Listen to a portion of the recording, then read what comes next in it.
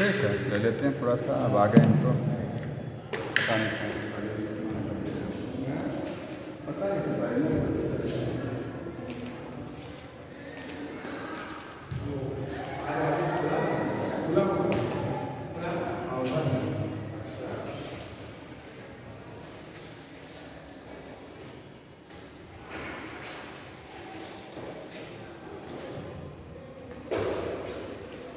देखिए क्या चल रहा था लास्ट टाइम। हमको बुक दे दीजिए, आगे आ जाइए।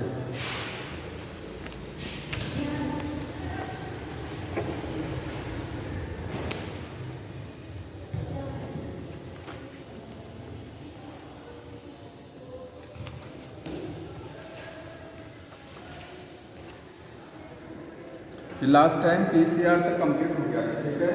जितने स्टेप थे कैसे सिलेक्शन कराए गए कंप्लीट हो गया था, ठीक। हाँ हाँ, वो जी मैंने बता दिया था कि 2 तरीके कैसे सिलेक्शन कराया जाएगा, एंटीबायोटिक रेजिस्टेंस मेथड और लैक्टेंस, ठीक है। इसके बाद जो टॉपिक दिया है बायोरिएक्टर। बायोरिएक्टर मतलब आपने क्या किया, आपने इस तरीके से ये रिकॉम्बिनेंट डीएनए बनाया, ठीक है। इसको बनाने के बाद आपने क्या किया, होस्ट सेल में भेजा, ठीक है। जिस होस्ट सेल में पहुंचा उस होस्ट सेल को आपने क्या कर लिया, सेलेक्ट कर लिया। सेलेक्ट करने के बाद क्या करेंगे, इसका प्रोडक्ट बनाना है ना, क्योंकि ये रिकॉम्बिनेंट डीएनए इस होस्ट सेल में मल्टीप्लाई करेगा, तो सेल को भी तो मल्टीप्लाई होना पड़ेगा, ठीक है। तो इस सेल को मल्टीप्लाई कैसे कराएंगे, मान लीजिए न्यूट्रिएंट मीडियम आपके पास है, उसमें आपने अगार रखा है, न्यूट्रिएंट सॉल्यूशन सब भरा है, इस होस्ट सेल को वहाँ रखे हुए हैं। अब वो उसमें बहुत ज़्यादा प्रोडक्ट नहीं बनेगा क्योंकि वो छोटा सा स्पेस है।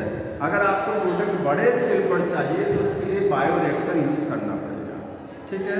बड़े स्केल पर एक इंडस्ट्रियल या बड़े लेवल पर आपको इसका प्रोडक्ट बनाना है रिकॉम्बिनेंट जीन का, तो इसको यूज़ करना पड़ेगा, ठीक है। तो इसको देखिए, इसकी डेफिनेशन लिखिएगा। ये होता क्या है, एक स्टेनलेस स्टील का बना हुआ सिलेंडर होता है, देखिए बुक में डायग्राम देखिए इस तरीके से। ये इंटरनल स्ट्रक्चर उसकी दिखा रहे हैं, अंदर कैसा होता है, ये छोटे भी बायोरिएक्टर होते हैं और बड़े भी होते हैं। अगर लैब में आप देखेंगे तो इतने बड़े बड़े बायोरिएक्टर भी हैं और इंडस्ट्री में बहुत बड़े बड़े बायोरिएक्टर हैं, ठीक है। स्टेनलेस स्टील के बने हैं, तो ये होता है मेड बाय स्टेनलेस स्टील का बना होता है, ठीक है। सिलेंड्रिकल क्या होते हैं, वेसल्स होते हैं। किसके लिए यूज किया जाता है, यूज टू ऑब्टेन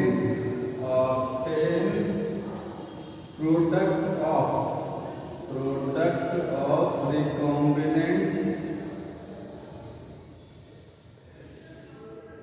जीन। जो रिकॉम्बिनेंट जीन आपने जो जीन जोड़ी है, ठीक है, डीएनए में, उसके प्रोडक्ट को एट लार्ज स्केल, एक बड़े स्केल पर, ठीक है। अब इस बायोरिएक्टर की बहुत सारी खासियत है, इसमें वो सारी कंडीशन जो उस बैक्टीरिया को चाहिए ग्रो कराने के लिए वो सब इसमें मेंटेन रखते हैं, ठीक है। उसको किसी चीज़ की कमी नहीं होती है। क्या क्या होता है बायोरिएक्टर में, इसमें कंट्रोलिंग सिस्टम होता है, कंट्रोलिंग सिस्टम लगा होता है, ठीक है। जैसे 1 मिनट रुक जाइए, आप इसमें लिखेंगे क्या क्या होता है बायोरिएक्टर में। इसमें आप रखेंगे न्यूट्रिएंट मीडियम, क्या रखेंगे इसमें, न्यूट्रिएंट मीडियम, ठीक है। और क्या रखेंगे इसमें, होस्ट सेल को रखेंगे, होस्ट सेल। ये होस्ट सेल इस मीडियम को यूज करेगी, ये इनका न्यूट्रिशन है और मल्टीप्लाई करेंगे लगातार और प्रोडक्ट को बनाएंगे इसमें, ठीक है। अब बायोरिएक्टर में कुछ कंट्रोलिंग होती है, तो बायोरिएक्टर कंटेन या प्रोवाइड, ये क्या करता है, ये प्रोवाइड कराता है सूटेबल इन्वायरमेंट, प्रोवाइड कराएगा किसके लिए, for the growth of the host cell. जो होस्ट सेल है या माइक्रोब है उसकी ग्रोथ के लिए पूरा suitable environment for growth of host cell. अब कौन कौन सा सूटेबल इन्वायरमेंट है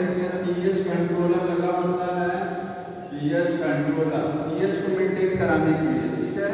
जैसे ये अगर बायोरिएक्टर देखेंगे तो इसमें ये देखिए इस तरीके से पहली चीज तो इसमें क्या है, ये तो है यहाँ पर ये एजिटेटर सिस्टम, जैसे न्यूट्रिएंट मीडियम आपने यहाँ भर दिया, होस्ट सेल इसमें भर दिया, ठीक है। एक साइड से न्यूट्रिएंट मीडियम यहाँ से भेजेंगे और यहाँ से प्रोडक्ट को आइसोलेट कराएंगे। ये सैंपल लोडिंग साइड है और यहाँ से प्रोडक्ट को निकालेंगे, ठीक। इसमें न्यूट्रिएंट मीडियम है, होस्ट सेल है। अब इस न्यूट्रिएंट मीडियम को होस्ट सेल से मिक्स कराने के लिए इसमें रोटेटर सिस्टम लगा हुआ है, जो उसमें ब्लेड लगे हैं। ब्लेड को क्या बोलते हैं, इम्पीलर। ये जो ब्लेड है ये क्या है, इम्पीलर है, ठीक है। ये ब्लेड लगे हुए हैं, ये रोटेट करेगा इस तरीके से, तो पूरा न्यूट्रिएंट मीडियम मिक्स होगा किसके साथ, होस्ट सेल के साथ। क्योंकि जब तक वो मिक्सिंग नहीं होगी तब तक जितने होस्ट सेल हैं सबको प्रॉपर न्यूट्रिशन नहीं मिलेगा ना, ठीक है। तो सबको उसको मिक्स कराना होता है न्यूट्रिएंट मीडियम के साथ। ये हो गया इस तरीके से। यहाँ पर पीएच कंट्रोल देखिए, ये है कुछ पोर्ट बने हुए हैं, इसमें देखिए, यहाँ देखिए डायग्राम में लिखा acid base pH controller system लगा है। ये जगह देख रहे हैं, यहाँ से मतलब अगर लग रहा है कि इसका मीडियम एसिडिक हो चुका है, यहाँ से बेस प्रोवाइड करा दिया जाएगा, और अगर बेसिक ज़्यादा हो गया है तो यहाँ से एसिड भेज दिए जाएंगे। कंट्रोलर सिस्टम लगा हुआ, ठीक है। ये यहाँ पर मोटर लगी होती है, ये क्या करती है, इसको रोटेट कराती है, मोटर है, ठीक है। ये जो ब्लेड लगे हैं इम्पीलर में, जो ब्लेड लगा है ये क्या है, फोम ब्रेकर है। जो फोम बनेगा, झाग बनेगा, उसको ब्रेक कराते हुए भी चलेंगे, फोम ब्रेकर। इस इम्पीलर में कुछ और ब्लेड लगे हुए, ठीक है, देखा फोम ब्रेकर। और एक चीज और भेजते हैं, यहाँ से लिखा है स्टीम भेजते हैं, स्टीम। इसलिए स्टीम किया जाता है फॉर स्टरलाइजेशन। कोई अनवांटेड चीज अगर इसमें चली गई है तो वो भी क्या है, स्टीम मतलब स्टीम भेजेंगे, वो स्टरलाइजेशन का काम करेंगे। लिखा स्टीम फॉर स्टरलाइजेशन, ठीक है। यहाँ पर जो न्यूट्रिएंट मीडियम है उसको क्या बोलते हैं, कल्चर ब्रॉथ। न्यूट्रिएंट मीडियम का नाम क्या है, लिखा है कल्चर ब्रॉथ। ब्रॉथ जानते हैं क्यों बोला जाता है, न्यूट्रिएंट मीडियम अगर लिक्विड स्टेज में होता है तो उसको हम लोग ब्रॉथ बोलते हैं। इसमें हमने आकार नहीं मिलाया हुआ है। एक होता है कि प्लेट में न्यूट्रिएंट मीडियम बनाया आपने और उसमें आकार मिला दी, तो आकार उसको सॉलिड कर देता है, तो सॉलिड वाला ब्रॉथ नहीं होता। ब्रॉथ क्या, लिक्विड न्यूट्रिएंट मीडियम को ही हम लोग ब्रॉथ बोलते हैं, क्योंकि लिक्विड रहेगा तभी तो रोटेट करेगा, ठीक है। तो ये कल्चर ब्रॉथ हो गया। अब पीएच कंट्रोलर लगा होता है, साथ में टेम्परेचर कंट्रोलर भी है, इसमें टेम्परेचर को कंट्रोल करेगा। बहुत ज़्यादा टेम्परेचर नहीं दिया नहीं, लेकिन टेम्परेचर कंट्रोलर भी होता है। बायोरिएक्टर कितने टाइप के होते हैं, बायोरिएक्टर का मतलब समझ में आया, कुछ नहीं है, सिलिंड्रिकल वेसल है जिसमें होस्ट सेल के लिए प्रॉपर मीडियम प्रोवाइड करा दिया जाता है, ठीक है। बायोरिएक्टर के टाइप लिखा हुआ है, कितने टाइप्स हैं। तो टाइप्स में इसमें दो तरीके का है। पहला क्या है, इसमें सिंपल स्टिर्ड बायोरिएक्टर हो गया, और दूसरा है स्पार्जर स्टिर्ड बायोरिएक्टर। दो तरीके का इसको बायोरिएक्टर इसलिए बोलते हैं, जानते हैं क्यों, क्योंकि रिएक्टर का मतलब होता है जो रिएक्शन कराता है, तो बायो का मतलब जो लिविंग सिस्टम की रिएक्शन कराएगा, ठीक है। यहाँ जो माइक्रोब है वो न्यूट्रिएंट मीडियम के साथ इंटरेक्ट होगा, ठीक है। ये बायोरिएक्टर तो सिंपल स्टिर्ड टाइप और स्पार्जर स्टिर्ड टाइप का दो डायग्राम बने हैं। स्टिर का मतलब होता है रोटेट कराना, क्या होता है, रोटेट कराना, स्टिरिंग माना किसी चीज को। ये सिंपल स्टिर्ड है, इसमें केवल ये प्लेट लगे हैं, ये रोटेट ही कराएंगे न्यूट्रिएंट मीडियम को, किसके साथ मिक्स कराएंगे, यहाँ जो सेल है, होस्ट सेल या माइक्रोब कुछ भी है। स्पार्जर स्टिर में क्या होता है, एक चीज और काम करते हैं, जहाँ से हम लोग एयर भेजते हैं। यहाँ देखिए दूसरा वाला डायग्राम आप देखिए, इसमें थोड़ा सा ये किया गया, इसमें देखिए ये टैंक बना हुआ है, इसमें एक रॉड लगी है, रॉड में इस तरीके से एक सिंगल ब्लेड लगा हुआ है, वही ब्लेड इस तरीके से घूमेगा, ठीक। और यहाँ से नीचे से स्टेराइल एयर भेज रहे हैं, नीचे से देखिए एक प्लेट होगा, इसका डायग्राम इस तरीके से है। यहाँ पर ये एक सिंगल प्लेट लगा है, ठीक। और यहाँ पर ये प्लेट लगी हुई है और इसमें क्या है, यहाँ से एयर जाके एयर के यहाँ से निकलेगी तो एयर ऊपर जाएगी और ये मीडियम को लिफ्ट भी करेगी, ठीक है। ये मीडियम क्योंकि एयर नीचे से आ रही है तो एयर एक प्रेशर बनाएगी और उस प्रेशर से ये न्यूट्रिएंट मीडियम बार बार लिफ्ट ऊपर होगा नीचे होगा, ऊपर नीचे लिफ्ट करेगा। ऊपर वाला ये प्लेट इसको मिक्स भी करा रहा है, तो ये थोड़ा सा ज़्यादा बेटर है, ठीक है। ये स्पार्जर स्टीयर है, वो सिंपल स्टीयर हुआ, स्टीयरिंग दोनों में हो रही है, नहीं कोई इफेक्ट। एयर तो और चाहिए क्योंकि माइक्रो एरोबिक हैं इसमें, उनको तो ऑक्सीजन चाहिए ना, एनारोबिक माइक्रोब तो रखे नहीं गए हैं इसमें, ठीक है। कौन से माइक्रोब हैं? एरोबिक वाले। कौन है? तो देखिए इतना चीज इसमें और कुछ नहीं है। स्टीयरिंग से फायदा क्या है? लिखिएगा, लिखा हुआ है स्टीयरिंग जो कराते हैं तो स्टीयरिंग लिखिएगा helps mixing of nutrient medium साथ में ऑक्सीजन, इसके साथ मिक्सिंग कराता है तो होस्ट सेल को न्यूट्रिएंट मीडियम भी प्रोवाइड कराएगा ऑक्सीजन, क्योंकि जो ऑक्सीजन चाहे इस वाले में जो आ रही है तो ये ऑक्सीजन तो अगर ऊपर तक कैसे जाएगी, ये स्टीयरिंग होगी, सबको ऑक्सीजन मिलेगा, ठीक है। ऐसे इसमें है, इसमें देखिए, क्योंकि देखिए मान लीजिए कोई भी चीज़ है, जब उसमें थोड़ा सा डिस्टर्बेंस क्रिएट करेंगे तो वातावरण की ऑक्सीजन मिलेगी कि नहीं मिलती है ना।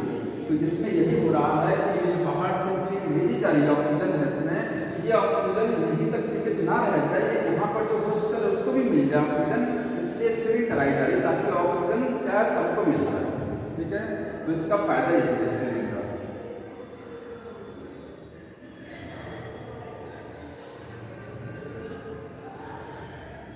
तो बायोरिएक्टर में 3-4 चीजें हैं। बायोरिएक्टर में लिखा गया एजिटेटर सिस्टम होता है। क्या होता है? एजिटेटर का मतलब जो मिक्स कराने वाले सिस्टम है, ठीक है।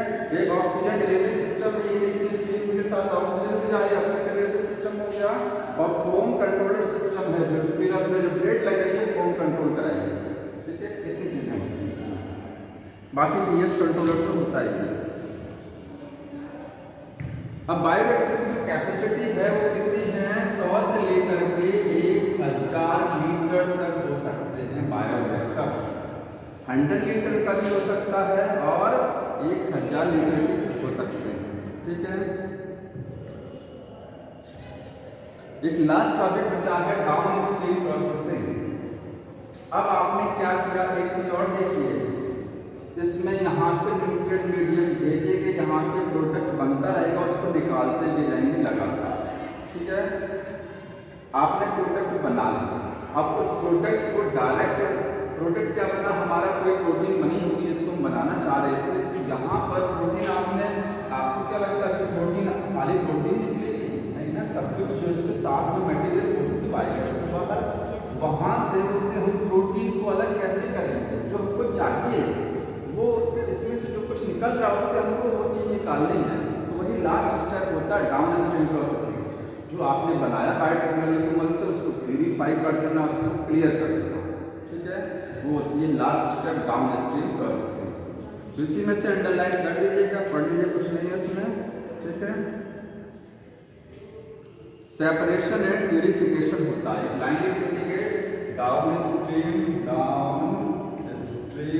प्रोसेसिंग क्या होती है, ये क्या है लिखेंगे, सेपरेशन मतलब अलग करना, ठीक है। सेपरेशन कराना, जैसे मिक्सचर में से कोई एक चीज अलग कर लेना, यहाँ से जो मिक्सचर को निकलेगा उसमें से प्रोटीन सेपरेट करनी है, एंड उसका प्यूरिफिकेशन कराना कि उसमें अनवांटेड चीज ना रहे कोई।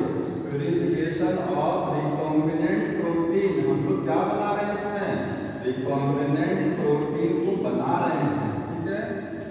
बायोरिएक्टर उसी को सेपरेट और प्यूरिफाई करना, इसी को बोलते हैं डाउन स्ट्रीम प्रोसेसिंग। एक काम और करते हैं साथ में इसमें, जैसे आप सबको पता है कि कोई प्रोडक्ट जब मार्केट में सप्लाई किया जाता है तो वो खराब ना हो जाए तो उसमें प्रिजर्वेटिव भी तो मिलाया जाता है। पिकल्स आते हैं ना तो उसमें प्रिजर्वेटिव मिलाते हैं, तो इस प्रोडक्ट में रिकॉम्बिनेंट प्रोटीन जो बनी इसमें खराब ना हो उसके लिए प्रिजर्वेटिव भी ऐड किया जाएगा, तो वो भी इसका ऐसा है। तो अगर लिखिएगा preservative also added end product में प्रिजर्वेटिव भी ऐड कराए जाते हैं जो इसी का हिस्सा होता है।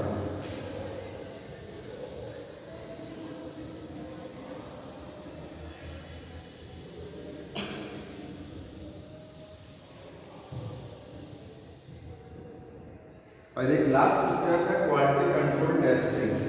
लास्ट स्टेप क्या है? Quality control testing. इसका मतलब समझ रहे हैं? कोरोना की वैक्सीन जब बनी तो क्या डायरेक्ट ह्यूमन पे ट्रायल कर दिया कि पहले से ट्रायल कराया गया? तो ट्रायल ये होता है जो प्रोडक्ट आपने बनाया, मान लीजिए अगले चैप्टर में हम लोग पढ़ेंगे ह्यूमन इंसुलिन जो बनाते नहीं इंसुलिन का इंजेक्शन, उसमें जीन को क्लोन करा के बनाया गया है, तो पहले उसको ट्रायल कराया गया ना। वही लास्ट स्टेप की क्वालिटी कंट्रोल, इसकी क्वालिटी सही है कि नहीं सही है इसको टेस्ट कराएंगे, पहले ट्रायल कराएंगे, तब लास्ट स्टेप होगा कि मार्केट में तब उसको सप्लाई कराएंगे। ठीक है,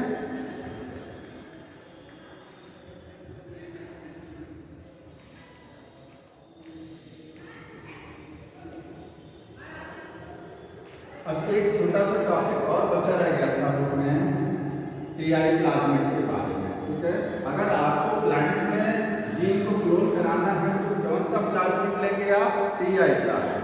और अगर एनिमल सेल में जीन को क्लोन कराना है तो क्या लेंगे? रेट्रोवायरस। ठीक है, मैंने अब बताया था आपको एक और प्लांट लिखिएगा टीआई प्लाज्मिड। टीआई प्लाज्मिड क्या होता है? ठीक है, टीआई प्लाज्मिड प्लांट में जीन को क्लोन कराने के लिए यूज किया जाने वाला प्लाज्मिड है, तो इसको यूज करते हैं किसके लिए? For gene cloning in plants. अब टीआई प्लाज्मिड कहाँ से निकाला जाता है और कैसे उसको यूज किया जाता है? ठीक है, इसको निकालते हैं, आइसोलेट करते हैं, आइसोलेटेड, क्योंकि जितने प्लाज्मिड हैं या तो बैक्टीरिया से निकाले जाएंगे, ज़्यादातर तो बैक्टीरिया से निकलते हैं, और कुछ इसमें से रेयरली क्या है आपको ईस्ट से भी मिलेंगे। तो ये कहाँ से आइसोलेट किया जाता है? From soil bacteria. एक सॉइल बैक्टीरिया होता है, उसका नाम क्या है? एग्रोबैक्टीरियम। एग्रोबैक्टीरियम ट्यूनिफेसियन। ट्यूनिफेसियन। ठीक है, ये साइंटिफिकल इसका ये नाम है। ठीक है, एग्रोबैक्टीरियम ट्यूनिफेसियन। टीआई क्यों बोलते हैं? क्योंकि टीआई का मतलब ट्यूमर इंड्यूसिंग प्लाज्मिड है, इसके नाम से नहीं बोला जाता है इसको टीआई का। ठीक है, इसका मतलब होता है ये क्या है? ट्यूमर इंड्यूसिंग प्लाज्मिड है। ये प्लाज्मिड क्या करेगा? ट्यूमर को इंड्यूस कराएगा। ट्यूमर जानते हैं, ठीक है, लगातार सेल डिवीजन होता है तो उसको बढ़ाने का काम करता है। मतलब ये प्लाज्मिड इस बैक्टीरिया में रहता है, कहाँ मिलेगा आपको? इस बैक्टीरिया में मिलेगा। अब ये बैक्टीरिया सॉइल में रहने वाला एक बैक्टीरिया है। ये बैक्टीरिया करता क्या है? ये कॉजेस, लिखेंगे कॉजेस क्राउन गॉल डिजीज, या इसी को बोलते हैं root knot disease. Root knot disease in dicot plant. Dicot के जो प्लांट होते हैं उसमें रूट्स में क्या करता है? ये ट्यूमर बना देता है, गांठ बना देता है। ठीक है, क्राउन गॉल डिजीज या रूट, उनकी रूट में गांठें बन जाएंगे, ट्यूमर लाइक स्ट्रक्चर बन जाएंगे। तो नेचुरल कंडीशन में ये बैक्टीरिया यही काम करता है, ट्यूमर बनाता है। ठीक है, फिर ये इसके प्लाज्मिड को हम लोग क्यों निकालते हैं? इतना खतरनाक बैक्टीरिया है कि ट्यूमर बनाता है, फिर भी इसके प्लाज्मिड को हम लोग निकाल करके और बायोटेक्नोलॉजी में यूज कराते हैं। तो इसका प्लाज्मिड ऐसे यूज नहीं किया जाता है। अगर इसका प्लाज्मिड निकाल करके और आप बैक्टीरिया के रूप में यूज करेंगे तो ये जहाँ जाएगा वहाँ पर भी क्या करेगा? ट्यूमर कॉज करा देगा। तो जब इसको निकालते हैं, यूज कराते हैं, तो इसमें से इसको ऐसा बना लिया जाता है ताकि वो टीमर ना क्रॉस करा पाए। अब कैसे बनाते हैं समझ लीजिए। देखिए जब टीआई प्लाज्मिड, जैसे मान लीजिए ये टीआई प्लाज्मिड है, इसमें एक हिस्सा होता है, इस हिस्से को हम लोग क्या बोलते हैं, टीडीएनए। देखिए इतना पार्ट इसका है, इसको बोलेंगे टीडीएनए। ये टीडीएनए की वजह से ही टीमर, ये टीआई प्लाज्मिड है जो इस बैक्टीरिया में देखने को मिलता है, इसमें एक पार्ट है टीडीएनए, जिसकी वजह से ये प्लाज्मिड क्या करता है, टीमर क्रॉस कराता है। अगर इसको आपको यूज करना है वेक्टर के रूप में तो क्या करेंगे, इस टीडीएनए को हटाना पड़ेगा। अदरवाइज क्या करेगा, तुरंत ये टीमर क्रॉस करा देगा। तो after removing the TDNA of the Ti plasmid we can use as a vector. इसको हम वेक्टर के तौर पे यूज कर सकते हैं। ठीक है, लिख लीजिएगा आफ्टर रिमूविंग, जैसे लिखेगा टीआई प्लाज्मिड कंटेन टीडीएनए। क्या होता है इसमें, टीडीएनए होता है। यही टीडीएनए टीमर क्रॉस कराता है, इसी की वजह से क्या होता है, कॉजेस टीमर। ठीक है, तो जब इसको यूज करते हैं आफ्टर रिमूविंग टीडीएनए, टीडीएनए को रिमूव करके Ti plasmid used as vector, इसको वेक्टर के रूप में यूज किया जा सकता है। ठीक है,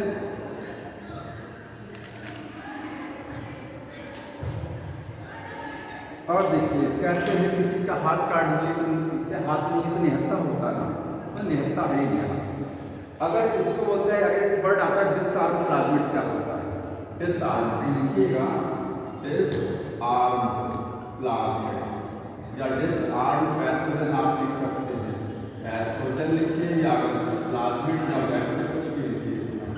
ठीक है, डिसआर्म वेक्टर क्या होता है ये भी हो सकता है। ठीक है, तो डिसआर्म का मतलब ऐसा प्लाज्मिड या ऐसा वेक्टर जिसमें से हमने पैथोजन वाली जीन, जो जीन जिसकी वजह से वो डिजीज कॉज करा रहा था उसको हटा दिया है, अब वो डिसआर्म हो या कुछ नहीं कर सकता।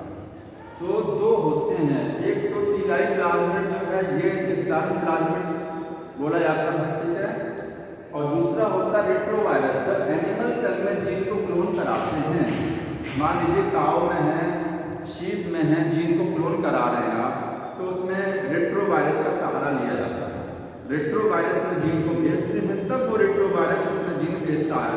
तो रेट्रोवायरस ऑलरेडी एक खतरनाक वायरस होता है जो कैंसर कॉज करा सकता है, तो इसलिए उसको भी डिसआर्म कर दिया जाता है ताकि वो क्या करे, वो कुछ नहीं कर पाएगा। ऐसे टीआई प्लाज्मिड को भी डिसआर्म किया गया है। ठीक है, तो डिसआर्म पैथोजन में लिखिएगा, इसके दो होते हैं, एक आपका टीआई प्लाज्मिड यूज किया जाता है और दूसरा क्या है, रेट्रोवायरस। ध्यान यही रखना है कि अगर ऑप्शन में दिखाई दे रेट्रोवायरस का है तो ये सब डिसआर्म हो जाएगा। ठीक है,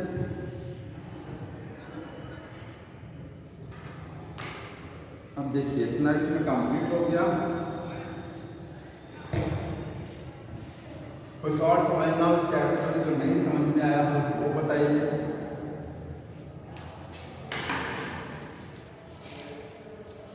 हाँ, एक चीज और देखिए, रिकॉम्बिनेंट प्रोटीन क्या होती है बताइए।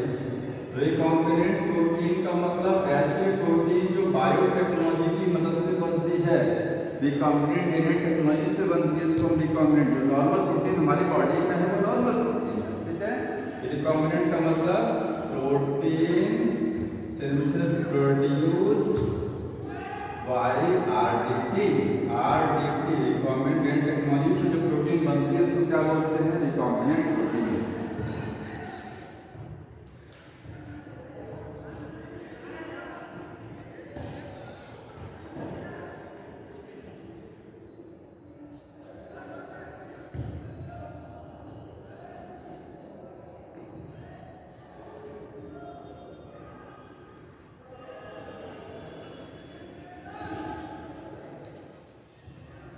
अब इसमें इतना ही है। ठीक है, कुछ क्वेश्चन मैं आपको बता देता हूँ, सुन लीजिए ध्यान से, आंसर बताते जाइएगा।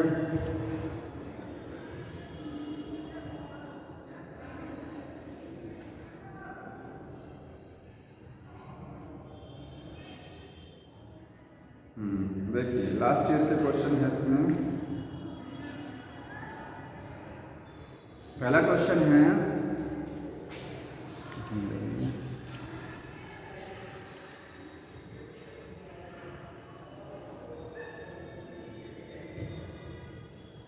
एक क्वेश्चन बताइए, जो पीसीआर में जो एंजाइम यूज किया जाता है, यूज किया जाता है ना, कौन सा एंजाइम? Tag polymerase.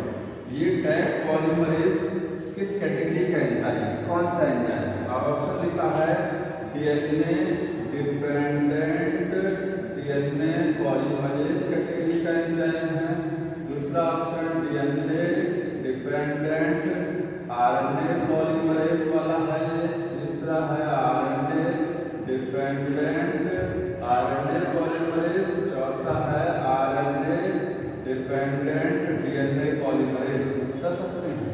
ये पढ़ा था, ये मॉलिक्यूलर वाले चैप्टर जहाँ आप लोग डीएनए का एप्लीकेशन पढ़ते हैं ना, उसमें जिक्र किया गया इसका बुक में। क्या होता है, कौन सा वाली कैटेगरी है? टैग पॉलीमरेज किस कैटेगरी में है? बताइए सोच करके। हाँ, दूसरा वाला, ये वाला DNA dependent RNA polymerase. Clear है? ये है, ये नहीं है। तीसरा भी नहीं। अब बताइए फर्स्ट क्यों है? इसके बारे में जान लेंगे तो हम बता दें क्या है, समझेंगे। जानते हैं सभी? ये नहीं पता? हाँ, ये पता है ना ये सब क्या है ये चीज? अगर नहीं पता है तो मैं बता देता हूँ, तो आपको समझ में आ जाएगा। हम नहीं पढ़ाए थे इस चैप्टर को। ये मॉलिक्यूलर बायोलॉजी वाला चैप्टर है। मॉलिक्यूलर का मतलब इस बुक का 5वां चैप्टर, इस बुक का 5वां चैप्टर। ठीक है, समझ लीजिए, कोई बात नहीं। देखिए डीएनए पॉलीमरेज को समझिए। डीएनए पॉलीमरेज का मतलब जानते हैं क्या है? ऐसा एंजाइम जो डीएनए को बनाता है, उसको डीएनए पॉलीमरेज। कैसे बनाएगा ये मतलब डीएनए बनाने वाला है। ठीक है, लिखिएगा फॉर्म डीएनए, ये डीएनए बनाता है। आरएनए पॉलीमरेज क्या करता है? आरएनए बनाएगा, फॉर्म आरएनए। अब कहाँ से डीएनए? डीएनए से भी डीएनए बनता है, आरएनए से भी डीएनए बनता होना चाहिए। आरएनए किससे बनता है? आरएनए से बनता है, और आरएनए डीएनए से भी बनता है। ठीक है, ये समझ में आया। डीएनए पॉलीमरेज क्या नोट कर लीजिएगा, जो डीएनए बनाने वाले एंजाइम का नाम आरएनए पॉलीमरेज आरएनए को बनाएगा। अब देखिए डीएनए पॉलीमरेज की दो कैटेगरी है। अगर ये डीएनए से डीएनए बन रहा है, डीएनए से डीएनए बनाने वाले एंजाइम बनता है, क्योंकि हमारी बॉडी में रेप्लिकेशन होता है, डीएनए से डीएनए बनता है। तो इसमें भी यही हो रहा था। टैग पॉलीमरेज क्या कर रहा था? डीएनए से डीएनए बना रहा था, लास्ट में बताया था। ठीक, तो डीएनए से डीएनए बनाने वाले एंजाइम का नाम क्या होगा? डीएनए डिपेंडेंट डीएनए पॉलीमरेज है। वो डीएनए पॉलीमरेज है, लेकिन वो किस पर डिपेंड है? डीएनए से, क्योंकि वो डीएनए से डीएनए बना रहा है। आरएनए से भी तो डीएनए बनता है, तो डीएनए पर डिपेंड है। डीएनए पॉलीमरेज किस पर डिपेंड है? डीएनए पे, क्योंकि डीएनए से बना रहा है कुछ ना। ठीक है, तो डीएनए से डीएनए बनने वाले एंजाइम को बोलते हैं full form DNA dependent DNA polymerase है। ये डीएनए पॉलीमरेज लेकिन किस पर डिपेंड है? डीएनए पर। अगर यही आरएनए से डीएनए बनता है, आरएनए से भी क्या बनता है? डीएनए। बताइए आरएनए से डीएनए कहाँ बनता है? एचआई, उसमें आरएनए होता है ना, तो आरएनए से डीएनए बनता है। ठीक है, ये भी क्या है तो डीएनए पॉलीमरेज है, क्योंकि डीएनए बन रहा है, लेकिन कहाँ से बन रहा है? आरएनए से बन रहा है, तो आरएनए पर डिपेंड है ना। लिखेंगे RNA dependent DNA polymerase. Last में जो बनेगा उसका नाम लास्ट में, शुरुआत में किससे बनेगा? उसका नाम पहले, डीएनए पॉलीमरेज। समझ आए? ऐसे इसको देख लीजिए। ठीक, देखिए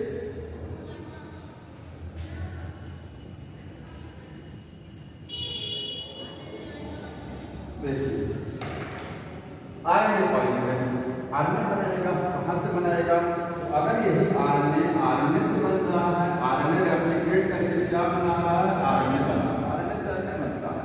ठीक है, इसको बोलेंगे आरएनए किससे बन रहा है, आरएनए से, तो आरएनए डिपेंडेंट है, आरएनए डिपेंडेंट। अब आरएनए बन रहा है आरएनए पॉलीमरेज, आरएनए पॉलीमरेज, ठीक है।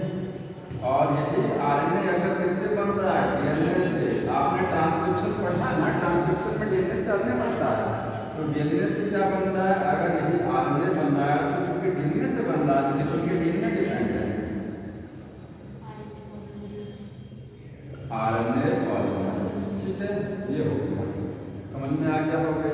इसी को ये आरएनए सिंपल भाषा में अगर कहेंगे आरएनए पॉलीमरेज तो इसी को बोलते हैं हम लोग, जो आरएनए पॉलीमरेज आप बोलते हैं ना ये वाला, ठीक है ये भी आरएनए पॉलीमरेज, लेकिन इसको आरएनए रेप्लिकेज बोलते हैं। जो ट्रांसक्रिप्शन में बोलते हैं आरएनए पॉलीमरेज आया बैठा आरएनए बना दिया डीएनए से, वो ये वाला होता है, ठीक है। इसी को कॉमनली क्या बोलते हैं, कॉमनली कॉल्ड, हालांकि दोनों आरएनए पॉलीमरेज कैटेगरी के हैं बट इसी को कॉमनली बोला जाता है आरएनए पॉलीमरेज। बताइए इसका नाम क्या है, डीएनए पॉलीमरेज। डीएनए से डीएनए बनाने वाला एंजाइम का नाम आपने पढ़ा ना, एस टाइप में डीएनए रेप्लिकेट करता पूरा वार्ड से कनेक्ट कर लो, जो समझाते हैं कल मैंने बताया इस तरीके से, ये देखो यही तो लगता है डीएनए पॉलीमरेज। इसका दूसरा नाम डीएनए पॉलीमरेज, इसका दूसरा नाम है डीएनए पॉलीमरेज, इसका दूसरा नाम क्या है, रिवर्स ट्रांसक्रिप्टेज। आरएनए से डीएनए बनाने वाले एंजाइम का नाम क्या, रिवर्स ट्रांसक्रिप्टेज, लेकिन वो कैटेगरी कौन सी है, कैटेगरी है वो डीएनए वाली, ठीक है, समझ में आया। तो ये है रिवर्स ट्रांसक्रिप्टेज, ठीक है, ये हो गया। अब देखिए क्वेश्चन इसमें एक और दिया हुआ है, नोट हो गया।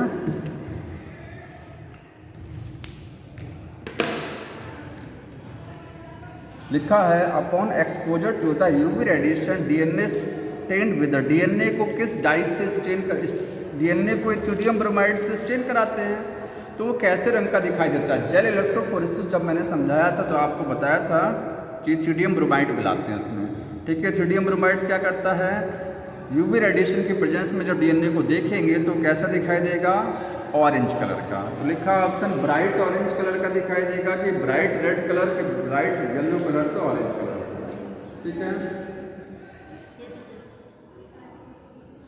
चिल्ड इथेनॉल मिलाया जाता है जब डीएनए को प्यूरिफाई किया जाता है, चिल्ड इथेनॉल, तो डीएनए को क्या कर देता है, किसको प्रेसिपिटेट करता है, डीएनए, बताया था ये। In the gene gun method used to introduce the alien DNA into the host cell micro particles of, किसका माइक्रो पार्टिकल यूज किया, इतना आसान क्वेश्चन देखिए 23 में आया है लास्ट ईयर कि जीन गन में हम किस माइक्रो पार्टिकल को यूज करते हैं, तो लास्ट टाइम बताया था गोल्ड और टंगस्टन, बताया था ना, ठीक है। अगला question, main step in the formation of recombinant DNA are given below, arrange these step in the correct sequence. Biotechnology में जो आरडीटी मैंने 6-7 स्टेप आपको कई दिन से बता रहे हैं, पूरा डिटेल चल रही है उसकी, इनके स्टेप को सीक्वेंस में लगाना है आपको। तो बताइए पहला स्टेप कौन सा आएगा, ठीक है। लिखा है insertion of recombinant DNA into the host cell, recombinant DNA को होस्ट सेल में इंसर्ट कराना, ये तो आगे के स्टेप है। Cutting the DNA of specific location by restriction enzyme, ये उसके पहले का स्टेप हो गया। Isolation of desired DNA fragment, ये पहला स्टेप हो गया। Amplification of gene of interest by PCR, तो पीसीआर कब आएगा, जब पहले रिस्ट्रिक्शन से काटेंगे तब पीसीआर का नंबर आता हो जाएगा ये। Thermostable DNA polymerase used in the PCR was isolated from, PCR में जो टैग पॉलीमरेज यूज होता है ये कहाँ से निकाला गया है, तो ये थर्मस एक्वाटिकस बैक्टीरिया, इतना आसान है सब, ठीक है। आगे देखिए, ligation of the foreign DNA at which of the following site will result in the loss of tetracycline resistance of PBr322, बोल रहा है PBr322 जो वेक्टर है इसमें किस जगह पर हम एलाइन डीएनए को ले जा करके जोड़ दें कि ये टेट्रासाइक्लिन रेजिस्टेंस हो जाए, टेट्रासाइक्लिन रेजिस्टेंस खत्म हो जाए, टेट्रासाइक्लिन रेजिस्टेंस पावर खत्म हो जाए इसमें, तो एलाइन डीएनए को PBR322 में कहाँ जोड़ा जाता है? बताइए। PBR322 इस वाले वेक्टर को आपको टोटल डिटेल मैंने बता दी थी, जिसमें कहाँ जोड़ेंगे उसको ले जाकर के कि ये टेट्रासाइक्लिक रेजिस्टेंस पावर पता होता है। बताइए। बताया था कल, यहाँ टेट्रासाइक्लिक रेजिस्टेंस जीन, यहाँ एनपीएस रिंग रेजिस्टेंस जीन, अगर टेट्रासाइक्लिन में जोड़ते हैं तो रेजिस्टेंस पावर खत्म कर देता है ना। यही तो था इंसर्शन इनएक्टिवेशन, ठीक है, यही था ना, लास्ट टाइम मैंने बता दिया था। तो इसको आपको जोड़ना पड़ेगा। अब इसमें क्वेश्चन में और कुछ पूछा गया है, DNA following rate of the following result loss of the tetras resistance PST1 PBB2 R1 BAM-H1। हाँ, क्वेश्चन है कि उसको किस रिस्ट्रिक्शन एंजाइम में जोड़ा जाएगा। BAM-H1 में जोड़े, BAM-H1, ठीक है, कि उसको PST1 में जोड़े, इसको सेल 1 में जोड़े, ठीक है, BAM-H1 और ये PBU सेकंड। तो टेट्रासाइक्लिन रेजिस्टेंस में कौन कौन सा रिस्ट्रिक्शन एंजाइम का साइड होता है? BAM-H1 का होता है। तो BAM-H1 से काट करके जोड़ेंगे, जहाँ BAM-H1 की साइड है वही जोड़ेंगे, तभी तो ये रेजिस्टेंस पावर खत्म होगी, इसी के अंदर लगा हुआ। Which of the following statement is incorrect about the agrobacterium? बोले एग्रोबैक्टीरियम का भी मैंने बताया, यह क्लासमेट वाला, उसमें आपको रॉन्ग स्टेटमेंट बताना है, गलत, ठीक है, ध्यान से। बैक्टीरिया के बारे में बोल रहा है, एग्रोबैक्टीरियम जो टेमिफिशियल बैक्टीरिया, उसके बारे में कौन सा स्टेटमेंट गलत है? पहला ऑप्शन है it is used to deliver the gene. एक चीज छोड़ दिया, देखिए इसको पहले समझ लीजिए। कभी कभी आता क्वेश्चन कि नेचुरल जेनेटिक इंजीनियर कौन है। अब जेनेटिक इंजीनियर कौन होता है बताइए? जो जेनेटिक में जो एक्सपेरिमेंट कराता है बायोटेक्नोलॉजी में, उसी को क्या बोलते हैं हम लोग? Genetic engineer. जो साइंटिस्ट जीन को ट्रांसफर कराते हैं वो जेनेटिक इंजीनियर, ठीक है। अब नेचुरल जेनेटिक इंजीनियर कौन है? नेचुरल जेनेटिक इंजीनियर, ठीक है। तो नेचुरल जेनेटिक इंजीनियर होता है TI प्लाज्मिड, ठीक है, क्या बोलते हैं? TI प्लाज्मिड या agrobacterium, TI plasmid of agrobacterium. Agrobacterium tumefaciens जो बैक्टीरिया है एग्रोबैक्टीरियम का, ये वाला प्लाज्मिड ये नेचुरल जेनेटिक इंजीनियर है। समझ रहे हैं इसमें? हाँ बताइए। देखिए, जैसे मान लीजिए ये बैक्टीरिया है एग्रोबैक्टीरियम, कहाँ रहता है? सॉइल में, मिट्टी में, ठीक है। इसके अंदर एक प्लाज्मिड है, उसका नाम क्या है? TI plasmid. उसमें एक पार्ट लगा, उस पार्ट को क्या बोलते हैं? TDNA, ठीक है। अब ये TI प्लाज्मिड, ये बैक्टीरिया मान लीजिए प्लांट आपके पास है, बगल में प्लांट लगा है सॉइल में, और सॉइल में ही बैक्टीरिया है। ये बैक्टीरिया जब इसके रूट पर अटैक करता है जाकर के, तो वहाँ जाकर के क्या करता है? रूट नॉट डिजीज मतलब ट्यूमर कॉज कराता है। तो कैसे कॉज कराता है? ये प्लाज्मिड इस बैक्टीरिया से निकलता है, और निकलने के बाद में क्या है? रूट सेल में जाएगा। जैसे मान लीजिए ये रूट है, ये रूट की सेल हो गया, इस सेल में ये प्लाज्मिड पहुंचा, ठीक है। ये मतलब बोलते हैं कि ये प्लाज्मिड अपना एक TDNA काट करके खुद भेजता है। हम लोग जेनेटिक इंजीनियरिंग में क्या करते हैं? किसी जीन को काटते हैं ना, खुद एंजाइम की मदद से, तो बोलते हैं आर्टिफिशियल तरीका हुआ, जीन को काटा और फिर ले जा करके भेजा। जैसे मान लीजिए ये प्लांट बेस में आप जीन भेजना चाहते हैं कोई, तो क्या करेंगे? कोई जीन कहीं से अच्छी खोज के लेके आएंगे, कहीं तो भेजेंगे। ये बैक्टीरिया नेचुरल कंडीशन में अपने इस TDNA को काट करके इसमें भेजता है, खुद कट करता है, खुद ही ट्रांसफर करता है, ठीक है। अदरवाइज काटने के लिए रिस्ट्रिक्शन एंजाइम बना हुआ है। तो नेचुरल में ये प्लांट को ऑपरेट कैसे कराता है? ये अपने प्लाज्मिड के TDNA को काटेगा और उसको यहाँ ट्रांसफर कर देगा और यहाँ ट्यूमर होगा, ठीक है। यहाँ लिख लीजिएगा नेचुरल जेनेटिक इंजीनियर कौन है? TI प्लाज्मिड है। रीजन क्या है? बिकॉज TI प्लाज्मिड कट करेगा, cut and transfer it's TDNA, अपने TDNA को खुद ही काटता है, खुद ही ट्रांसफर करता है, एक तरीके का खुद ही लीनियर बन जाता है, ठीक है। तो होस्ट प्लांट सेल इसके लिए फॉर ट्यूमर फॉर्मेशन, ट्यूमर बनाने के लिए खुद ये काम करता है। तो खुद ये प्रकृति का एक नेचुरल जेनेटिक इंजीनियर है, जिसको बोलते हैं नेचुरल जेनेटिक।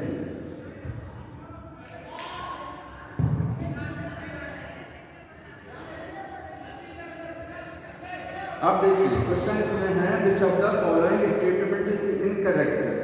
इससे रिलेटेड आपको गलत स्टेटमेंट बताना, ठीक है। लिख लिए हैं, सुनिए ध्यान से। बोल रहा है it is used to deliver the gene of the interest in both prokaryote और यूकैरियोट। ये टीआई प्लाज्मिड या ये बैक्टीरिया जीन को ट्रांसफर कर सकता है प्रोकैरियोट और यूकैरियोट दोनों में। तो सही है गलत है?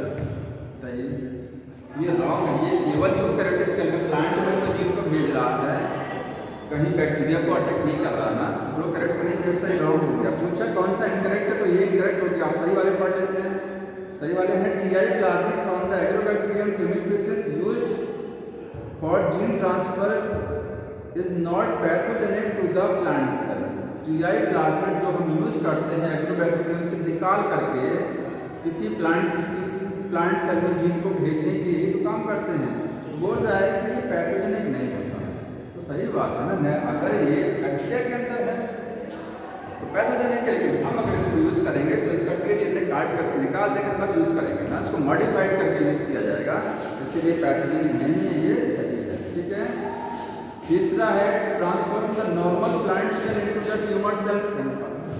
ये नॉर्मल प्लांट सेल को ट्यूमर सेल में कन्वर्ट कर देता है, सही है ना। ये प्लांट सेल को इसमें ट्यूमर बना देगा। और it deliver the TDNA into the plant cell. अभी बताया मैंने, प्लांट में जब ये सॉइल में मिट्टी में बैक्टीरिया रहता है, अपने प्लाज्मिड से टीडीएनए को काट करके प्लांट सेल में डायरेक्ट भेज देता है, ठीक है। ये भी सही है, सब सही है, पहला वाला रॉन्ग हो गया। अगला है इसमें Which of the following can act as the molecular scissor। ये तो पता है molecular scissor क्या होता है, बताइए molecular scissor क्या है। बताया, देखिए रिस्ट्रिक्शन एंजाइम जो होता है वो क्या है, molecular scissor। ये सब है मॉलिक्यूल को काटने वाली कैंची है। आपको डीएनए को काटना है कहीं स्पेसिफिक जगह से, तो कौन सा एंजाइम मिलाएंगे, रिस्ट्रिक्शन एंजाइम। वो डीएनए को स्पेसिफिक लोकेशन पे कट कर देगा। मॉलिक्यूल ही तो है डीएनए एक तरीके का पाई, ठीक है। उसको काटने वाली कैंची है मॉलिक्यूलर सीजर हो गया।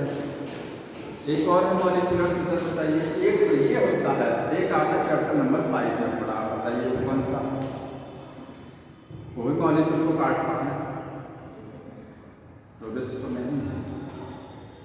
हेलिकेज एंजाइम नहीं याद आ रहा, हेलिकेज डीएनए के हाइड्रोजन बॉन्ड को काटने वाला, ये नेचुरल है। ये मॉलिक्यूलर सीजर बॉडी का नेचुरल है, ये आर्टिफिशियल बाहर से बनाया ये बैक्टीरिया से निकालते हैं, ठीक है। तो इसको आर्टिफिशियल यूज करते हैं और ये नेचुरल बॉडी का अपने आप यूज होता है, लेकिन तो मॉलिक्यूलर सीजर प्रोसेस होता है।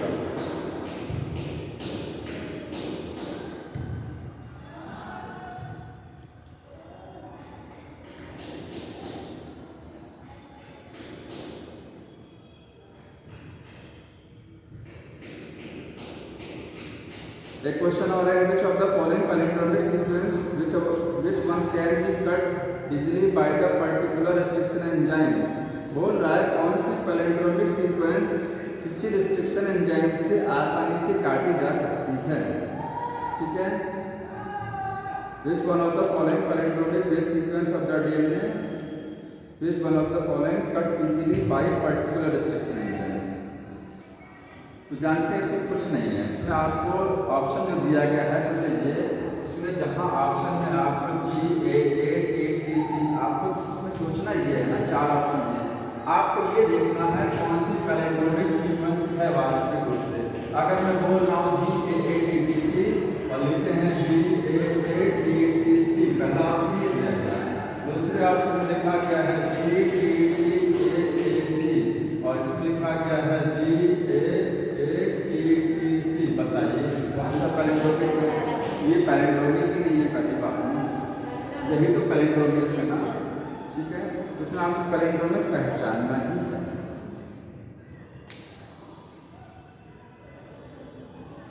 दो स्टेटमेंट दिए गए हैं, इसमें आपको सही गलत बताना है। लिखा है statement 1, restriction enzyme recognise the specific sequence of to cut the DNA known as the palindromic sequence. Restriction enzyme DNA में जिस सीक्वेंस को पहचानता है और उसको काटता है, उस सीक्वेंस को हम लोग पैलिंड्रोमिक सीक्वेंस बोलते हैं। तो सही है, सही तो है, आखिर पैलिंड्रोमिक है ना, ठीक है। और दूसरा स्टेटमेंट है, इसका statement restriction enzyme cut the DNA strand a little away from the centre of the palindromic site. Restriction enzyme palindromic जो साइट होती है, फॉर एग्जांपल GAATTC और GAATTC पैलिंड्रोमिक सीक्वेंस के सेंटर से थोड़ा सा हटके काटता है। तो ये पूरी तरीके से सही नहीं है, ठीक है। कुछ में तो हटके काटता है, कुछ में एग्जैक्ट बीच में काटता है। जैसे एक आपको बता दें, एंजाइम होता है SMA, कोई पर्टिकुलर एंजाइम नाम ही याद है, SMA1 है या SAL1 कोई एंजाइम है, ठीक है। उसकी सीक्वेंस उसकी है GGC। बताइए बीच में तो काट रहा है, ये एग्जैक्ट बीच में काट रहा है, तो कोई जरूरी नहीं है, किनारे से भी कटेगा और बीच से भी कटेगा। पहला वाला पूरा सही है। अगला सुनिए, असर्शन है और reason. Restriction enzyme is a type of endonuclease. Restriction enzyme एक तरीके का एंडोन्यूक्लियस है, सही है गलत है। एंडोन्यूक्लियस का मतलब जो डीएनए को इनसाइड कहीं जाकर के काटता है। एक होता है डीएनए को बाहर से काटना, एक होता है अंदर से बीच में कहीं से कट करना। एंडोन्यूक्लियस वो होते हैं जो बाहर से काटते हैं, endonuclease. Restriction enzyme endonuclease category का है, सही है। रीजन बोल रहा है, restriction enzyme cut the two strand of the DNA at the specific position with in the DNA. बोल रहा है रिस्ट्रिक्शन एंजाइम डीएनए को काटते हैं, cut the two strand of DNA के दो स्ट्रैंड को कट करता है। बात तो सही है ना, जैसे डीएनए एक स्ट्रैंड ऊपर है नीचे, इसको भी कट करेगा, इसको भी करेगा, दोनों को काटेगा। और आगे बोल रहा है एट द स्पेसिफिक पोजीशन पर भी काटता है। बोल रहा है with in the DNA, DNA के अंदर, डीएनए के अंदर काटता है। तो ये इसका रीजन भी हो गया, क्योंकि असर्शन में बोला गया था कि रिस्ट्रिक्शन एंजाइम एक प्रकार का एंडोन्यूक्लियस है, और उसका जो रीजन बोल रहा है कि रिस्ट्रिक्शन एंजाइम डीएनए को काटते हैं, दोनों स्ट्रैंड काटते हैं और डीएनए को इनसाइड कट करता है। उसने इनसाइड लिख दिया तो उसका मतलब एंडोन्यूक्लियस है, ठीक है। अगर वो बोल रहा था कि डीएनए को बाहर से काटता है तो वो एक्सोन्यूक्लियस होता है, तो उसी का ये रीजन है, ठीक। तो इतना हो गया, बाकी नेक्स्ट टाइम ये चैप्टर फिनिश हो गया। क्वेश्चन कर लीजिएगा, जो नहीं आएगा हमको बताइएगा, ठीक। अगली बार हम लोग ये चैप्टर नेक्स्ट, ठीक।